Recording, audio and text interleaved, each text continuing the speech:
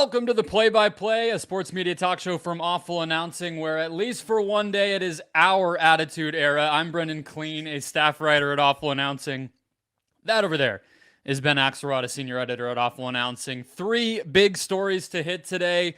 The Mr. McMahon documentary on Netflix that we have been waiting a half decade for, basically, is finally here. ESPN shakes up its NBA coverage once again by laying off the very popular Zach Lowe. And all the smoke lands the most coveted interview. Somehow in sports media. Not sure how we got there. Kamala Harris joining Matt Barnes and Steven Jackson will react to that as well. But Ben, let's get into it. Mr. McMahon on Netflix. This was, I believe, revealed in October of 2020. So a half decade might be a little bit of an exaggeration, but it comes to us by way of Netflix, The Ringer, and tons of voices across the world of the WWE telling the history of pro wrestling basically through the lens of Vince McMahon, probably the singular most powerful force in that sport ever. Let's just start off the top. Quality, your thoughts. You wrote a review of it on awfulannouncing.com. What did you think? Did it live up to all this hype of so long of waiting? I think it did. I think that it was such an ambitious project, and it was an ambitious project. You said it was announced in 2020. I think the deal was actually struck in 2019. So like, you're not wrong when you say a half decade, but it was announced in 2020. I am frankly stunned that it got to the finish line. There were 3 or 4 times within the last, 2 years alone where I thought, okay, well, this is it for the Netflix documentary. And yet somehow, like when they made that announcement in August and the trailer popped up, I was like, here we go. So it wound up being 6 parts, a very long docuseries, but I thought it was good. I thought it was kind of an impossible task. I thought that, to fit Vince McMahon's life and all the controversies in it into 6 episodes was definitely something that was going to be challenging. And then when you factor in how much, because so much that happened in these last 2 years, like shaped his legacy. Like, really, it's probably the most could have been important. Its own documentary, just the past since 2022 when the first hush payment stuff came out. Right. And so it's this weird thing where they clearly had one project in mind, and then they have all these events happen that totally have to shift the way you approach this project. And I thought they pulled it off. I don't think it was perfect, but I do think, in terms of having a living form of media that documents modern pro wrestling, like, I think this is the best piece we have now. I think if you want to look at the last 50 years of pro wrestling, like, you don't really have to watch much more than this docuseries. Yeah, I think we're two good people to talk about this because you are much more of a fan and in this world than me. I was into it as a kid around the Attitude Era stuff that I joked. I would say I probably fell off around when like Cena was coming up. I would say that's when I kind of tuned out, and but I write at our site and we cover it, and I'm in the sports world. I'm aware, but I'm much more in that casual lane. So, we'll talk through kind of what did it not cover, what could it have covered, Vince's legacy, things like that. But, my take in terms of just consuming this as a TV show, basically, as a documentary, I honestly kept finding myself thinking about the OJ Made in America doc that ESPN did, that Ezra Edelman, is that his name? Ezra Edelman, the director, which was, widely hailed. And it felt kind of similar in that it was just such an expansive story. And you almost have to choose when you're telling a story like that, whether to take to specify your perspective or not to. And obviously with that OJ doc, it was like, he set out with a very ambitious goal to basically tell like race post-civil rights era America through the lens of OJ, right? And like that's why it was so appreciated, because he did it. But I almost feel like the stuff that's happened the past 2 years almost prevented them from doing that with this, right? Because it by necessity became much more of a legal running through of all these things. And I'm sure there was a lot of that was going to be in it no matter what from the early times. But there is a version of this Vince McMahon doc, I think, that is like, this guy, whether we like it or not, is kind of the king of modern like media and culture in a lot of ways. And he's bad. You know what I mean? He does a lot of bad stuff. And what does that say about us and sports and culture and all that stuff? Instead, it kind of had to get bogged down in some of this. And I thought like the part of it that showed how much of behind the eight ball they ended up being because he couldn't stay out of their way by being such an awful guy is that by the end, when they're asking all these guys, The Undertaker and everybody else, what's his legacy, right?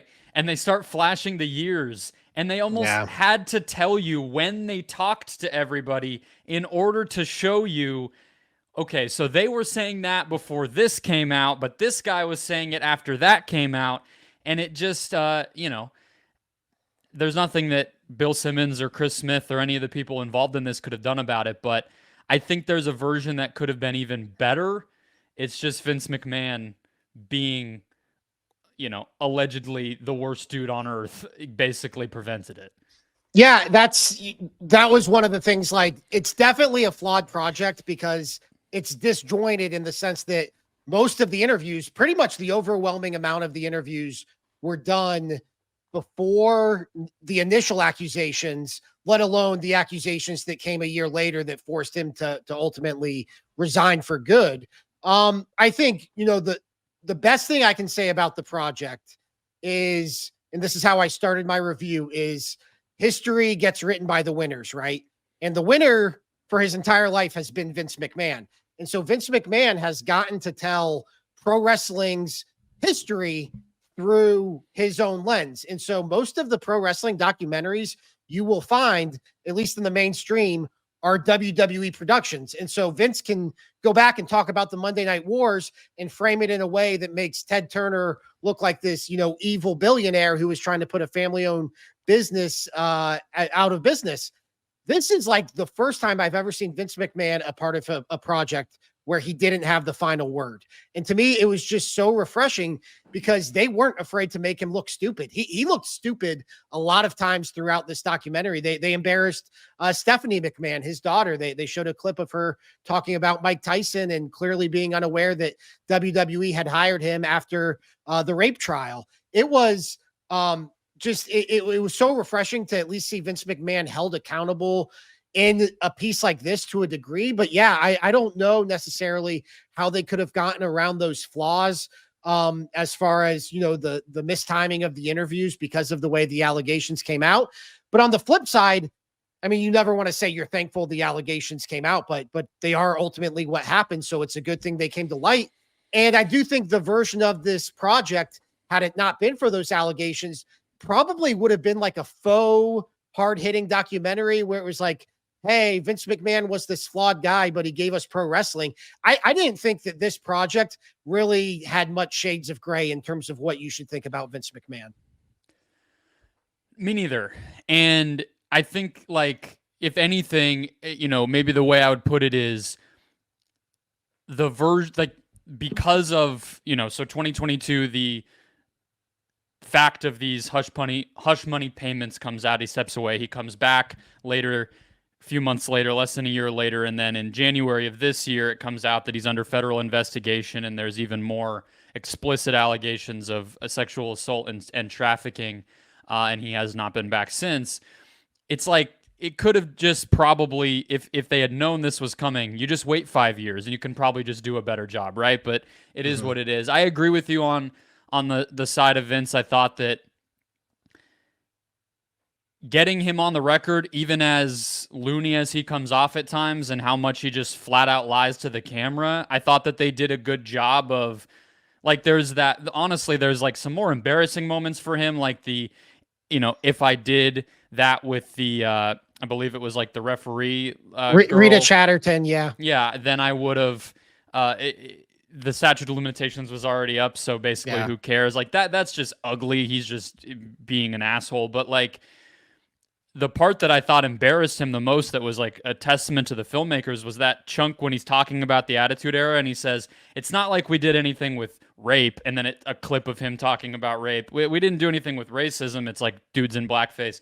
You know what I mean? It was just like, illustrating the ridiculousness. But it's funny, like there's also a side of it where I don't know if I would say it definitely wasn't sympathetic in any way, shape, or form, but it definitely it's maybe just we all kind of know people like him, even if they're not billionaires, where it did highlight that the dude he's not of a sane mind and body, right? Like something broke, and that was more obvious than it ever has been to me. And I wasn't sitting there crying for him, but what did you think of just getting to really see him kind of bare his soul directly, not on, his own produced channels? It was interesting because so the way they address the allegations, right, is they talk about them at the top of the docuseries in the first episode, and then they really don't talk about them again until the very end. And so my concern watching the first episode was, all right, we're going to talk about like these really serious allegations of sex trafficking and sexual assault. And then like, we're going to try to make it sound like, well, he dominated the territories. And like, this is another Vince McMahon controversy, or even the steroid trial, pales in comparison to what Vince is being accused of now. But I thought like one of the positives of the series was you never like, he always felt creepy. They always had some quote. They always had some line. He has that quote in the first episode where he says like, I wish I could tell you the real story because my God. And like, you never lost that sense of like eeriness and creepiness when it comes to Vince McMahon. And I think that's a product of Vince McMahon. I think if you spend 6 hours with Vince McMahon, it's going to feel really creepy. And there's going to be stuff that really makes you have pause about a lot of things. And so I thought like, I don't know if we'll ever, David Shoemaker, who works for The Ringer and was a talking head on this, he said this on the Bill Simmons podcast, was like, I don't know if we'll ever truly know who Vince McMahon is because I don't think Vince knows who he is. So I think that you saw them try to kind of crack that code, and there's some stuff with his childhood that I don't even think he seems fully like in touch with. But yeah, it's just that to me was one of the things that stood out, was spending 6 hours with Vince McMahon and just the creepiness of it all. Yeah, that line or some of those points made me think back to what you wrote about in terms of him not being the final author of this. It felt like I think that line came in the first episode of like, or one of the opening moments of the whole thing, of him saying like, I would never want to really let anybody get to know me. It almost felt like he thought he was still going to get to decide if anyone really got to know him through the process of this documentary. You know what I mean? It's like, hate to break it to you, man, but we're gonna find a lot of things out about you here in this series, no matter what you say. But and he had regrets about doing it. He wanted to buy it back once he saw the early cuts. So did you think it really went that far in making him look so bad? Like that was one thing I kept thinking about, is like, because he tried to buy it back and he releases the statement the day of, I don't think it was so ugly that if I were him, I would be like, it was a lot of stuff that was public. There wasn't some surprise witness interview that, they didn't get the woman accusing him of the stuff now to sit for this, or, anything like that. It didn't, I don't know. It wasn't anything that if I'm him, I didn't already feel like was out there. I think even something like, so you referenced the statement he made about Rita Chatterton, who was a female referee in the 1980s who accused him of rape. Back then, she accused him of rape, I think in the early 1990s.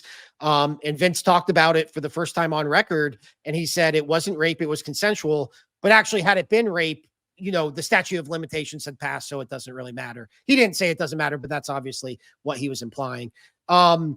And I think that even something like that, if you're Vince McMahon, you're so used to having such control over these projects that you could have just cut that out. And if he saw an early cut, or the other thing was he clearly had people around him throughout these interviews reminding him of things. I don't think his memory is in the best shape right now. And there's been some speculation about that and in really his cognitive state. But I think He The probably way that the clips of the modern WWE guys going and seeing him in the control room does not seem like let's go dap up the legend. It seems like, let's check on let's grandpa. go see grandpa. Yeah. Right. Yeah. So that was a little weird to watch, honestly. It was a little uncomfortable. Those cutaways from more recent Yeah. history. And I think that also speaks to the weird relationship that a lot of wrestlers have with him who view him as a father figure. And you've seen that throughout wrestling. A lot of legends like just not knowing how to talk about Vince McMahon because they don't want to bury him even after all that's come out. But I am interested like what you thought about this just in terms of an overall project, because like one thing I found myself, no pun intended, wrestling with is for somebody like me who's like a pretty diehard wrestling fan, a lot of the stuff in there I had already known. And then for somebody who's not a wrestling fan, like I don't know if they're going to sit through 6 hours of what's ultimately wrestling content. So I guess there is this idea of who is this for? Yeah, I think there is Like that question. I you think, might be the perfect audience, somebody who's well, like aware of it, but yeah. that's what I was feeling in real time. It honestly, I think like what would speak to, I was riveted. I thought this was incredible. I loved it. I mean, that's a weird kind of thing to say about a project like this, but I thought it was incredibly well done. It captured my attention. The depth of historical archive footage that they were able to get. Like, there were times where I'm like hardly listening to what the interview subject might have been saying because there's just so much stuff on screen that was either I vaguely remembered it, I had never seen it. It's just people, oh yeah, that guy. Like there's so many people throughout the history of this thing that don't even get brought up here who were pretty famous in their own right. And just seeing like, Mick Foley's on screen 25 times and he's not even talking. He's not getting mentioned, so I thought it was captivating. But as far as the history and some of the news items that get touched on here, yeah, I would say the stuff that I'm too young to remember, or wasn't alive for, I definitely learned about, I would say the stuff since I started watching, I knew more about, like the Ring Boys thing, I honestly had never really Yeah.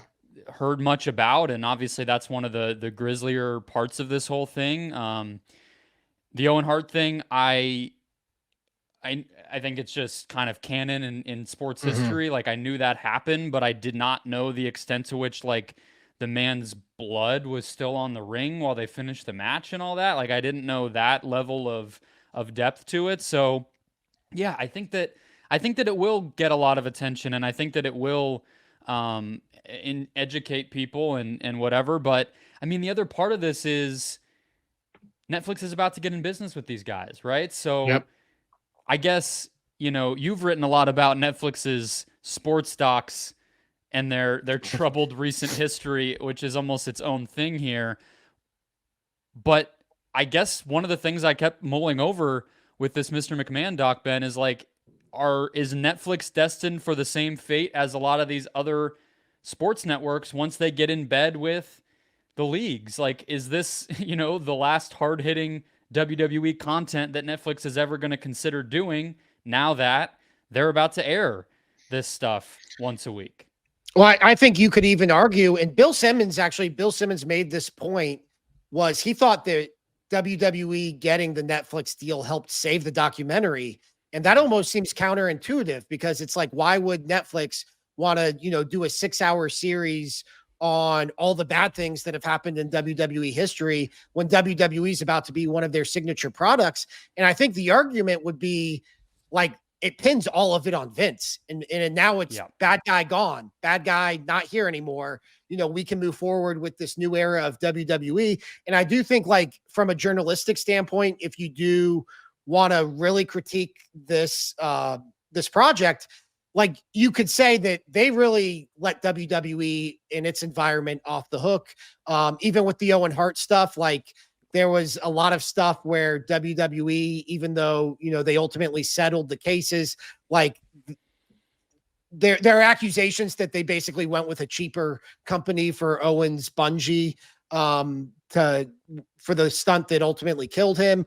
I thought the project clearly targeted Vince McMahon in the sense that it wanted to pin all of WWE's controversies on him. And I don't think it's necessarily that black and white.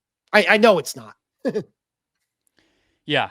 Yeah. I thought that, the CTE section was a good example of that where Stone Cold says it's not real. Yeah. I thought about at the beginning doing where like Stone Cold Steve Austin, we don't believe in CTE, but that felt a little too, harsh. But yeah, I don't know what this means for Netflix. It's not exactly like they had some sort of hard hitting journalism division before this, right? It's not like they're far from it. Have a newsroom where all this stuff is getting chopped up on the daily. But I guess it could have been the beginning of something. I think that we'll see. Like, I guess it's a little more of a hagiography, I guess, or some kind of celebratory doc that's probably coming. But I'm interested in the Red Sox one that they have coming next month in October. That's in conjunction with Meadowlark. I know Howard Bryant was closely involved there. It's one of their bigger first like real documentaries that they've been able to put out. So, we'll have to judge each as they come along. They're always partnered with some other production company and everything, so you never really know what the perspective is going to be. But any final thoughts on Mr. McMahon here? Any cameos McAfee got on it. I'm sure he was thrilled. He got to get like 5 seconds of screen time here. Rogan, we got a little, it brought it home. We got like 20 minutes of Trump stuff in that last couple of episodes. Any more takeaways looking forward, legacy, whatever you're thinking about? Yeah, we have sufficiently covered the Monday Night Wars and the Montreal Screwjob. We do not need any more retellings of either of those events in pro wrestling history. We now have, I think, like 10 documentaries on each subject, plenty of written pieces, plenty of podcast series. Like, we are good on the Monday Night Wars and the Montreal Screwjob. And then the other thing is my guy, Dave Meltzer, who is the like preeminent pro wrestling journalist, I would say like of our time, but really of all time. He was used in the documentary as kind of the truth teller and the fact checker. And without him, like, I don't think this project could have existed. I thought that he was the true star of it. And the fact that, because I thought it was, they were basically walking a tightrope. It was, they could confront Vince on camera, but if they started confronting Vince on camera, like, the project would have ended like that. His participation would have gone away. So I thought the way they did it, where they let Vince tell his side of the story, and then they let Dave Meltzer tell you what really happened. I thought that was about as effective of a way as they could have handled dealing with somebody who is a known, not only dealing with somebody, but dealing with an industry full of people who are not best known for telling the truth. Well, we saw countless interview clips where we saw what happens if you confront Vince in real time on his bullshit, right? If Chris Smith, the director, and his crew had said in that ring shot of Vince that they're doing the interviews, no, that's not how it happened, like, you're liable to just have it completely end. So I think that they balanced it well. I look forward to Ariel Helwani playing that role in the Dana doc that's inevitably coming in 20 years or whatever it might be. I have one last question for you. What is Vince's biggest legacy on the sports and media business? It doesn't have to be anything, that could be its own podcast, but what comes to mind? I mean, we talk about sports media constantly here. Like, you could do something as granular as like cable and just growing that in the 90s and 2000s, or the advent of sports entertainment as a thing, the creation of people like Trump or Stephen A. Smith or whoever you want to throw in there. I mean, where does your mind go as far as Vince's kind of biggest imprint on all the stuff we talk about today, 30 years after he really broke out? I think that one thing that he really doesn't, and I don't think this is his biggest legacy, because I think his biggest legacy has to be tied to the allegations and the controversies and the negative impact that he had on not only the industry, but to a degree, society. But I do think that one thing that does get overlooked is the WWE network was really kind of ahead of its time. I mean, that was a project that was first announced in 2012. It finally launched in 2014. It was a over-the-top streaming service, and WWE took its pay-per-views, which was a significant part of its revenue, and took them off pay-per-view, basically. I mean, you could still buy them there, but I don't know why you would. Put them on a streaming service for $9.99 a month, and they wound up selling the rights essentially to Peacock for a very hefty price. So I think that Vince was at least ahead of the curve when it comes to streaming and bundling, taking pieces of IP and spinning them forward and profiting off of them. I don't think that's his biggest legacy by any means. Much like John Cena, I'm probably not the best person to ask about that because probably for different reasons. But I do think that was something that I saw people kind of roll their eyes and be like, well, the WWE network doesn't exist anymore. And it only doesn't exist because he sold it for, $1 billion deal. So I thought that is something that's probably the last thing Vince McMahon was ahead of the curve on. Yeah, I was going to say something along similar lines. The WWE film stuff, co-producing films, I know a lot of them get laughed at, but they, we talk so much about owning your IP and making people in your production world into stars in other industries. We see that with like influencers and stuff all the time now. So for them to do that with some of their talent definitely was ahead of the curve, as you said. All right, let's go to our instant replay. Zach Lowe was laid off by ESPN, Ben, last week now, shortly after Adrian Wojnarowski retired. A lot of stuff written. I wrote a big column about how this was kind of the final domino in a series of moves for ESPN, and I think we can, hit that part of it if we want to. The future is very uncertain, of course, as far as replacing probably the two people that were most connected to ESPN's NBA coverage when you think about the internet and TV combined in Lowe and Woj. What part of this matters? That's where I want to start. What part of this actually do you think at the end of the day is important, big picture for ESPN and kind of the industry? I think that it matters because it definitively tells you like where ESPN's priorities lie. And like we could have figured that out. We could have pieced together, a nice piece, connecting the dots, but like firing Zach Lowe, who is unanimously considered the best basketball writer in America, unanimously considered the best basketball podcaster.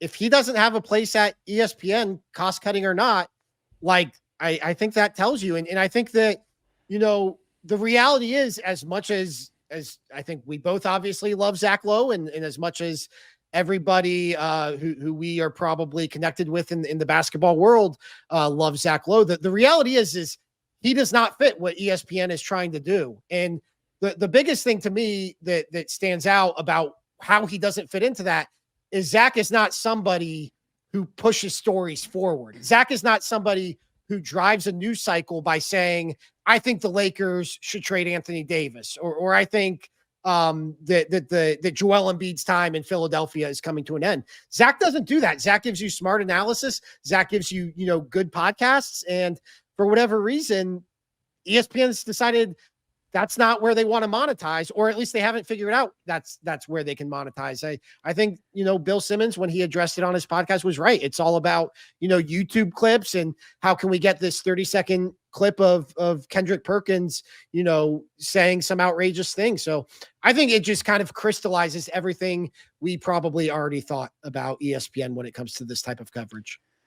Yeah. I mean, to elaborate on what I meant about the final domino, I mean, when Woj got to ESPN, they got rid of True Hoop, which was kind of a nerdy basketball thing, but they did a lot with ESPN, the magazine, in terms of long form. They had a really, really smart podcast network and entertaining podcast network for Get Smart.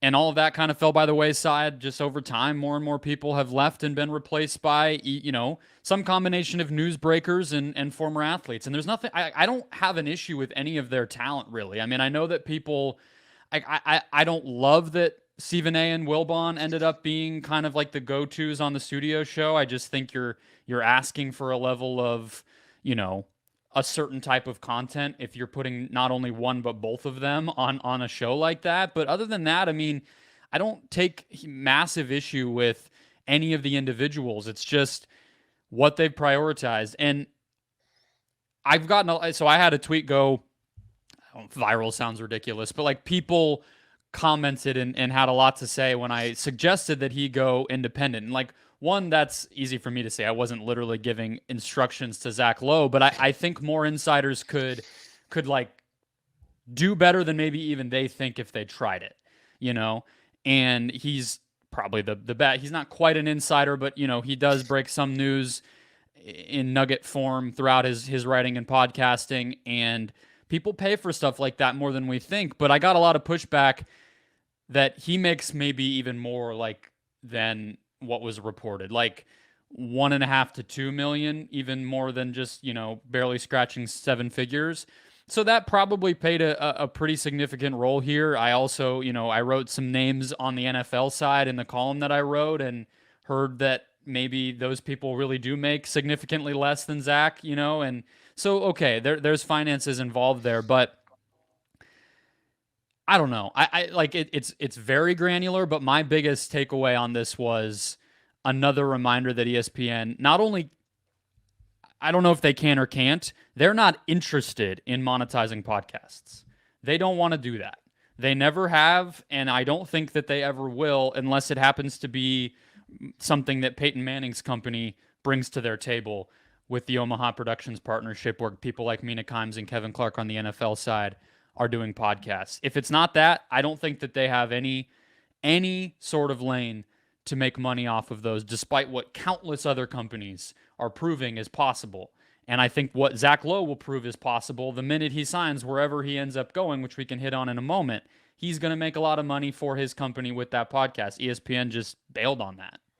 Yeah. And that's, I mean, ESPN outsources the sales of its podcasts, I know, to Good Karma Brands, which is like a conglomerate of local radio stations. Yeah. And so that to me, I mean, right. Doesn't that kind of just follow the money? Like if ESPN cared about podcasts and if they were trying to monetize podcasts, they'd be doing it themselves. They wouldn't be outsourcing it. And so I think that obviously we're seeing more and more of that. And yeah, I mean, we've seen less podcasts from them. We do not see that emphasis on podcasts. If they cared about podcasts, Dan Le Batard would have been a lot more valuable to them than they decided he was. They wouldn't have let him go in the fashion that they did. So I don't know how you could dispute that, but yeah, that's the thing with Zach is like, he was really good at writing. He was really good at podcasts. He was good enough at TV. I don't think he was bad at TV, but I don't think he was as good as, say, like Brian Windhorst is in terms of translating to TV. And so I think that, you know, the reality at ESPN is that's what they care about most. And like I said, being able to push, not only, I don't even want to say push stories forward, because I think it's almost like create stories, create narratives and create storylines. And you say something on Get Up, and then they can talk about it on First Take, and then they can talk about it throughout the day on their programming. And Zach is just that's not the way Zach's built. Yeah, I just, you know, conversation, bigger picture, probably for a different day that we will have a different day. But that type of stuff just doesn't seem like what I would be focusing on if I was trying to launch a subscription service at some point next year that has to actively acquire an audience. That's stuff that is fun when the TV's just on, you know?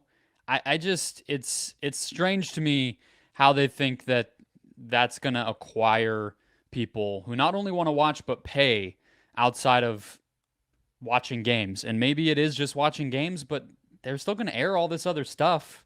They're still going to have a website. They're still going to have some kind of podcast network and studio shows and things like that. It's just, what is that stuff even going to be? I mean, it can't just be games. Otherwise, the business is going to look even different, more different than it does now. But we shall see. Adrian Wojnarowski also gone. Now Zach Lowe's gone. JJ Redick, Doc Rivers, Jeff Van Gundy, Mark Jackson. A ton of people have left ESPN, Ben, in the past 18 months or so on the NBA side. What do you think it's all going to look like? Are they going to, does this change anything about how you looked at the Woj departure when we talked about that in terms of a hire that they will make, or just sort of the tone and faces of ESPN's NBA coverage? I didn't make that connection initially because these were two disconnected moves. Like Woj left on his own accord and by all accounts, like shocked ESPN when he did it. Yeah. And Zach was obviously laid off, but Man, we are praising Bill Simmons a lot today after he took shots at awful announcing on his most recent podcast. But I've got to praise the sports guy again. Like, I thought when he laid it out on his podcast, like just like you just did, like the way they have bungled the top analyst television role between firing Jeff Van Gundy and Mark Jackson, replacing them with Doc Rivers, who anybody could have told you was probably going to take another coaching job, replacing him with JJ Redick, who anybody probably could have told you was going to take a coaching job. And then you lose Woj. And now this, like your most critically acclaimed NBA personality, like I think it is a mismanagement of talent. I think it's just, it speaks to a lack of cohesion. It speaks to kind of they're making it up as they go. They're kind of, there doesn't seem to be a big plan when it comes to any of this. It just seems like, which is crazy because the season starts in 3 weeks. Like, it just kind of seems like they're making it up on the fly. They literally are leaking to people now that they are not going to fill the third seat next to Mike Breen and Doris Burke, and they're going to wait until closer to the new year. That says we don't like anybody that we have, or we don't believe in anybody that we have, right? I mean, real quick, does that like take Grant Hill out of it? Like, Grant Hill's just going to drop in and like do tryouts with them. Like, I just don't like, it makes sense if you want to rotate Richard Jefferson, Jay Billis, and Tim Legler. I don't know how Grant Hill fits into that. I don't know how any of it fits. I don't know, everybody's taste is different, but the Billis part of that and even the Grant Hill part of that just feels a lot like putting Stephen A. and Wilbon in the studio show. It's like, we know what these guys are, they're already on the payroll, and or we know that they're commodities that are going to do good work for us, and that's that. It's just, I think the soul thing, to riff on what Bill was talking about, I think it is an issue for them. Like, what is the soul of ESPN? What actually do people think of when they're tuning in? That stuff does matter. It might not feel like it when you're a huge company, but over time it can have an effect. And yeah, I guess the other part of this is Jeff Passan reportedly on the list, the short list for replacing Woj. Another example. We're losing the MLB. We like Passan. I guess we gotta shove him into this role, Predictions for where Zach Lowe goes? I think the thing that I'm surprised, like, more people didn't connect the dots on this. I think the most maybe interesting part of this is Bill Simmons is reportedly a free agent next year.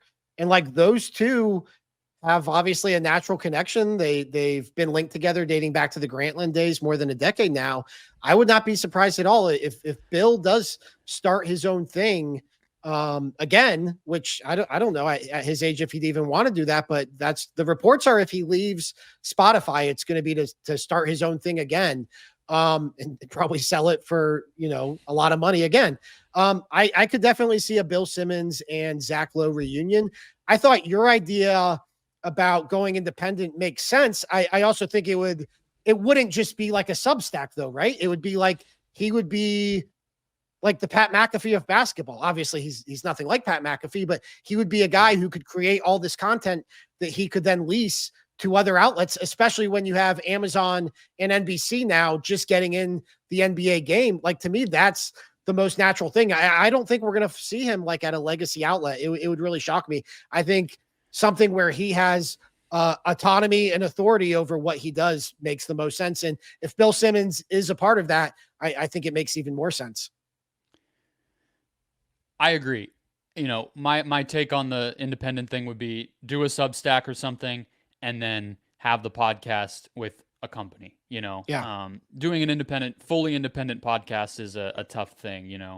There's a reason that a lot of the people who can afford to do it came off of playing careers in sports where they had a little bit of money in the bank. That's not an easy thing to do, but yeah, do a podcast with The Ringer or do a podcast with whoever, write your own thing. See where you can go from there. Like the Mark Stein model. He does a little for All City. He does a little for the local Mavericks broadcast. He has a podcast with iHeartMedia. He does a Substack, like kind of be a hired hand in that way. But I think The Athletic will probably call him. There was a rumor a while ago that they had tried to get him before the last time he re-upped with ESPN and had a pretty substantial offer on the table. I would hope they wouldn't try to shove him into too much of an insider role, considering that seems to be what they like. I doubt he would accept if that's what it was, but I think that they could make some money off what he does in a way that we're talking about.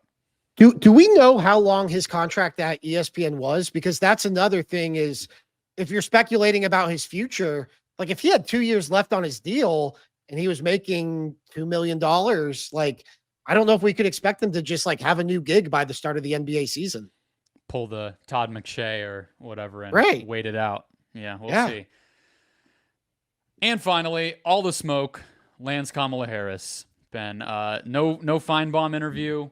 No Bill Simmons podcast interview, despite the pitch from Bakari Sellers, according to reports, who is a prominent figure, I think, in the Kamala Harris camp dating back to 2020, but also a Ringer podcaster. So you thought maybe, hey, he could hook Simmons up. Maybe Simmons said no. But what did you think of Matt Barnes and Steven Jackson being the guys to get one of the more coveted sports podcast interviews we can remember?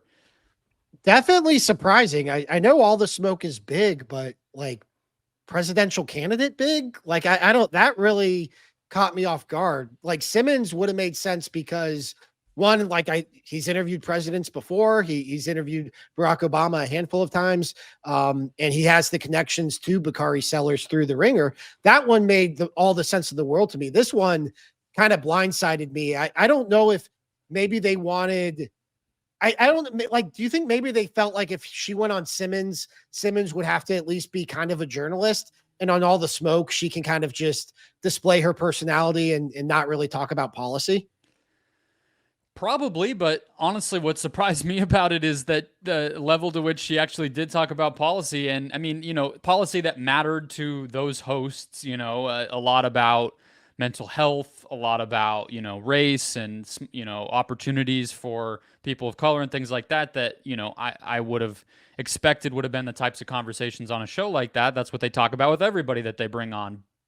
But they didn't really talk about Oakland sports. They didn't really talk about the We Believe Warriors or her time as the DA. It was like just this very tangential connection that they had, which was a little bit of made it make even less sense to me. But it was a good interview, I thought, and like made her come off as more of a person. I think like mission accomplished, it's just, I don't know. There was a risk that went sideways and maybe just wasn't that, I don't know. They've never interviewed somebody like that. Neither have I. If you said, hey, does she want to come on the play-by-play? I'd probably be like, I don't think so. I mean, it's a big thing. Yeah. I don't know. I just don't know what all goes into all of this in terms of like what you agreed to beforehand and, hey, like this topic is off limits or how that works. And I don't know. I'd be really interested to know about the process of how this interview came together, what they were looking to accomplish. You said mission accomplished. I really haven't seen a lot of buzz about it. Like I saw it. I saw it was happening. And then once it happened, like I haven't seen a single clip on social media. Maybe that's a result of Twitter or X and what the algorithm is feeding me. But it has 264 views on YouTube right now, which is not a lot compared to like, you saw Trump go on Theo Vaughn and it's getting millions and millions and millions of views. So yeah, from that standpoint, probably not the biggest platform she could have managed. Yeah. And maybe that's what they're looking to accomplish. That's obviously been a hot button topic is her dealings with the media. And so maybe they thought like, hey, we'll do one, it will fly under the radar, but we can point to the fact that she did it. But it was kind of just a bizarre out of left field interview. And it was something that was top of mind for us because we had talked so much about the potential of Bill Simmons interviewing her or Paul Feinbaum interviewing her. And so the fact that it was all the smoke in the end that got the Kamala Harris sports interview, definitely noteworthy, if nothing else. If I were to guess, if she were to try to do another one that was in our world at all, I think Stephen A. Smith on his YouTube show seems like a no-brainer. And I think he would do a pretty good job with it. He's really been hitting pretty deep politics stuff on that show for a while now, pretty regularly. So I think he would handle it the right way. Okay. Last but not least, our hot mics, where Ben and I each picked something that caught our mind, that got our interest, that we liked or maybe heavily disliked in the week of sports media. What do you got for us, Ben? Yeah, I'm gonna go back to our origins, our original test episode where we did this segment, and I praised Diana Rossini and Chase Daniels' Scoop City podcast. I think that in a field full of NFL podcasts where there's no shortage of them, they've managed to make that one stand out. It's lighthearted, but it also like has serious football conversations, and it also breaks news. I think that Diana and Chase's chemistry is really fun. As a parent of young kids myself, I find them very relatable, the way they talk about their families and things of that nature. And so I thought that I talked about it on our test episode, but that doesn't do them any good. So I don't know how much me shouting out Scoop City here to our hundreds of listeners will drive. Well, I can second you if that makes it maybe hit even harder. It's a Yeah. great show. You got me onto it. I mean, obviously I'd heard of it, but I'm always hesitant in NFL shows. It's like, Yeah. what's going to be different? Come on, do I really need another one? But they really have great chemistry, and I think they balance each other with the scoops, obviously in the title, but also Chase Daniel knows his stuff, and Diana is more deeply sourced than just this guy's injury prognosis. She really knows, oh, they're really struggling with this scheme and this player's not quite picking it up, and it's super informative and fun. Yeah, it's been great. They asked her, I forget which show she was on. She was on, I think, Rich Eisen. Probably got that wrong. Before the season, which training camp have you been to and just thought, man, the vibes are off here? And she said the Cleveland Browns. And so she obviously nailed that one. And so I think If we that had just a goes womp womp sound, I would have Yeah. just played it right there for you. I think it says it on my face, but I think that just goes to show how plugged in she is and how connected she is in this league. And you wrote a piece on Awful Announcing earlier this week about how it's driving female listenership at The Athletic, which is not obviously something that's necessarily easy to do when it comes to NFL podcasts. Yeah, it was from an article at Marketing Brew. I think the reporter's name was Alyssa Peters or Alyssa Myers. I really should have gotten that first. But she basically talked to a lot of different women hosted and women sports focused podcast hosts and producers and executives about just this boom we're seeing where women are tuning in. And of course, it makes sense that women would tune into like the Athletic Women's Basketball Show, which she reported is up like 79% since March when Caitlin Clark kind of took the world by storm. And some of those things make sense. But obviously, like you mentioned, making an NFL show that actually speaks to women audiences is pretty impressive. And it's like when you listen, it's not like they're doing anything that's like catered to women. It's just, maybe the combination of Diana being the host and something that the Athletic is doing, and maybe the Athletic has a bigger women's sports audience or women fans audience than we realize. Either way, big testament to them, and cool for the Athletic to be successfully tapping into something that a lot of other networks just kind of overlook. All right, my hot mic briefly. We're not sure if this is the end. I was able to cover Diana Taurasi's last couple of home games. This doubling up on things related to women and people named Diana here in the hot mic spin. I don't know how we did that, but I've covered Diana Taurasi longer than any athlete that I've ever covered. I got, the WNBA, I started covering in 2017 when I was like in college still. And it was, if I'm being honest, like the access was just a lot easier. And it was a way for me to get reps while I was still in school and like get to be around it. And I mean, damn, I get to do that with one of the best women's basketball players ever. And so I just wanted to shout her out. Yes, the longest lasting athlete that I've gotten to cover, but also far and away the most genuine and considerate person. Like, she is the biggest a-hole on the court, as everyone who has ever watched her would say, and I'm sure she would love the compliment. But like, remembered my name when I was some bright-haired, bushy-tailed kid sitting there in the press conference asking her a question, but would actually take my probably very stupid question seriously right up until the end. I got to write a couple things about her this year for the local alt weekly paper.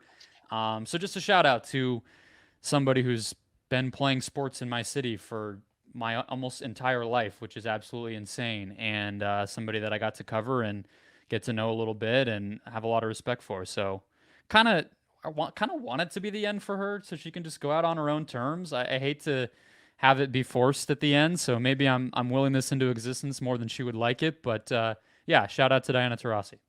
Yeah, it's one of those things where, because I mean, she was Caitlin Clark before Caitlin Clark, right?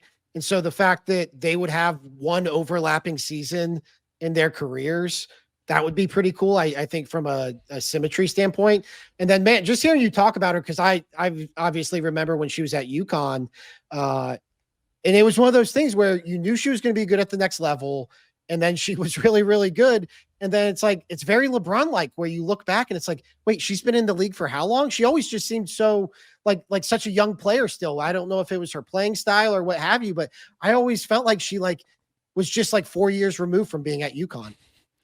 42 years old, still scoring, still played almost every game this year somehow. All the respect in the world to her. And yeah, cool that she got to kind of usher in this new generation and still be here with the explosion of attention we've seen around the league. And, she'll still be talking trash and going viral next March when she does her altcast with Sue Bird, I'm sure.